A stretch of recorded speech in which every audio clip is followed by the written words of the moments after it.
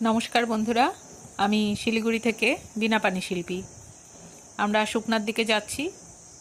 এই গাছগুলো কিছুদিন আগে একদম পাতা ঝরে গিয়েছিল, এখন কচি পাতায় ভরে গেছে।